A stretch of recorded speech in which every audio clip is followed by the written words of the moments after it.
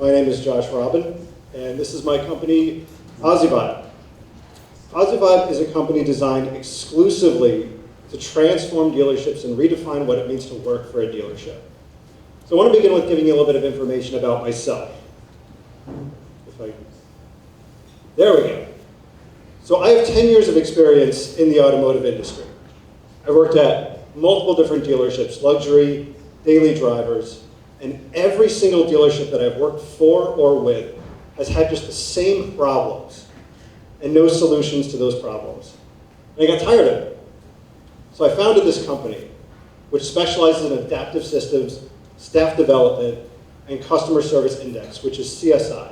Now, what is CSI? During your service, or maybe when you've purchased a car, you've had a conversation with the salesperson or your advisor where they say to you, we're going to give you a survey. Has anybody had this conversation? Right? And what do they want with that survey? All tens. All tens? All tens. Exactly. So why do they want this? Why is this survey so unbelievably valuable to a dealership? I'm going to explain it to you. This is the value of those surveys. Now, we can get into the mechanics of it and how complicated it is, but what it really generates down to is that for a dealership, if they have the right score, which is typically 95% or better, they're going to get $300,000 to $700,000. That's money that they are tapping into already. So it's important. And then as for that advisor, that person that's talking to you directly, for them, it's anywhere between $6,000 and $24,000 of commission. So this is no small item. Now, what a dealership knows,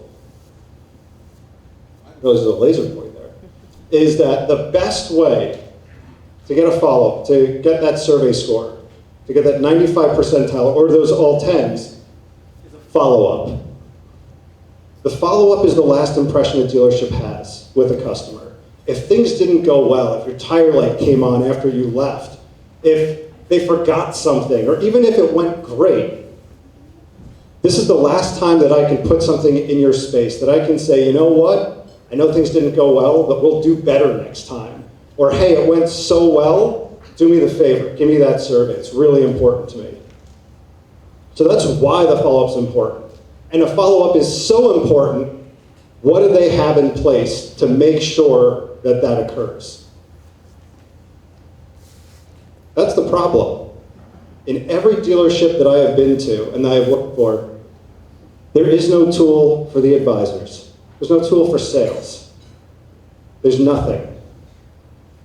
There's no time for an advisor to take the effort to remember who you are. 2 days later, I don't know who you are. I've had 50 more customers. How am I supposed to remember my people? I can't, but I need that 10. So here's what we've done. FUPWUP. We wanted to go with an acronym for follow-up, but it's not going to work in public, and you can figure out why. But what this service does is it makes every employee prepared and every customer remembered. It's a single source location that everybody at the dealership has access to, whether it's a receptionist answering the phone or it's your advisor. It stores your information. It automates the follow-up. It remembers you, and it tracks your survey scores. Now, the way this works is as soon as you schedule your appointment, that follow-up's already begun. All your information's pre-populated for me, so I don't have to waste important time. When you come in, it's there for me. Things that we discuss that are important to you, I can remember them for the next time that it occurs. I can make sure that that follow-up, whether it's a text message, a phone call, or an email, it's going to happen when you want it, not at that inconvenient dinner or that inappropriate meeting that you're having, or maybe when you're sleeping. When you get that survey, you're going to know that the person that sends it is thinking about you and knows about you.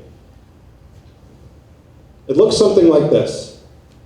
It's intuitive, it's simple, it's so that anybody there who's at that dealership, whether they have training or they don't, can very easily look at the list, who's incoming and out. And if you're laughing because you know what movies those names are from, It's super bad on the bottom, and then it's Clue on top. But if I'm looking at my schedule and I see red, I know that last time you had a bad experience, and this time I'm going to do better. I'm going to greet you. I'm going to know who you are. It's going to be personable. This has a larger impact than just getting good surveys. It's retaining your customer base, which ultimately is what a business needs and wants to do. In the market, there's over 36,000 dealerships currently in the United States. They all use major DMS systems, and we do not compete with them. We add on to them, so we don't affect the market. Our current team, myself, another gentleman who's got twice as much experience and knowledge as I do. I've got 2 advisors, both of them who have expert experience in bootstrapping and business development, so that when we do get what we need, we can maximize all the efficiencies that we have. As far as milestones, our plan, we'd like to begin development come January. Within a year, we'd like to have a full product, and if we maintain our 3 to 5 new stores each month, we're going to have 140 store locations by December 2022. Our traction currently is we have 11 dealerships that are waiting for this. They don't even care if it fully works. They need this and want this now. We've also been published in Fixed Ops Magazine and Digital Dealer. We know that we don't have a product currently, but that's okay because we're building a brand so that when we do have that product, there's going to be a reputation and a name behind it of excellence. So what are we looking for? We're looking for a development partner. Somebody who sees the value in this product and who sees all of the problems and all of the future solutions that we're going to create together. Here's my contact information, and thank you.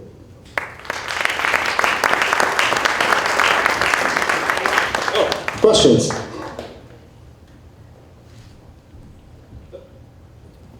Why wouldn't a dealer just get a regular CRM? It sounds a lot similar to, there's a million of those solutions out there today. Yes. So I've worked in a couple dealerships that have tried a CRM. The problem is it doesn't sync up with the schedule that they have. And as far as userability, they're pretty clunky. What a service advisor needs, or at least what needs to happen in service, because there's so many moving parts, is a very simple, dedicated system that does pretty much 2 things. One is automate the follow-up, and the other is just store notes. So a CRM, it works, it's a little bit of overdrive, and there's a lot of training that needs to get involved with it, and you're having such a high turnover at dealerships, you need something very simple. You have a question? You mentioned an increase in score can add 300 to 700,000 in profits. Yeah. What are the primary drivers for that profit, and also is that relationship correlation or causation? Okay, so where that money derives from is when a dealership sells a car, let's say we're looking at cars selling for $30,000, they buy those cars for $25,000. So there's $5,000 that kind of go into escrow. It's a complicated process, but essentially what that money is it's based upon what the car sales are for that dealership. So the more cars that a dealership sells, the more money is going to go into this fund that they can pull from, which they usually do, which is why one dealership might sell a car for $28,500 and another one will sell for $29,900. One's just dipping into that fund, hoping that they're going to get the scores that they need to get the allocated funds. So it's contingent on how well they sell cars or not, essentially. If that answers that. We could talk for like 20 minutes on this, yeah. I'm not really all that tech savvy, so maybe the terminology is not going to be correct, but it sounds like what you're building is kind of like an add-on or like a tab-based sort of thing. You install like Grammarly on the web browser. Is that kind of what you're going for? Yeah, essentially what this is it's a sister program that connects to an already existing system. What a dealership has is they have an entire database of customer information, but it's not, there's no timeline. It's you're separated into receipts, essentially. And that's how a dealership's gonna know you and understand you. So what this does is it takes what already exists there, all that information, and it puts it in one place and allows us to add on, so we actually humanize you. What does the customer survey look like? Customer survey, it varies for manufacturer. A lot of the times it'll come in an email form. You're probably looking somewhere between 10 and maybe 40 questions, depending on who you're doing business with. My question is, what's your competition, or what do you perceive as your competition? As far as competition right now, the current systems that are in use, CDK, Reynolds and Reynolds, Automate, they all have a component of this. They all have some form or way of storing notes on a customer. Every dealership that I've worked with, nobody uses them. They're difficult to use, they just are. The other thing that dealerships do is they know that advisors, which is the primary person that you want to have for a follow-up, doesn't have time to do the follow-up. So they'll either do a call center or they'll have some sort of automated email that genuine, it's a generic thing that goes out. Hey, how you doing? I hope things went well. If it didn't, call this person.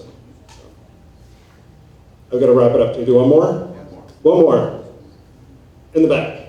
When doesn't the manufacturer want to run this compared to the dealer? Because it's the brand manufacturer that seems most I've been asking that for a decade, and that's why we're doing this. Thank you guys so much.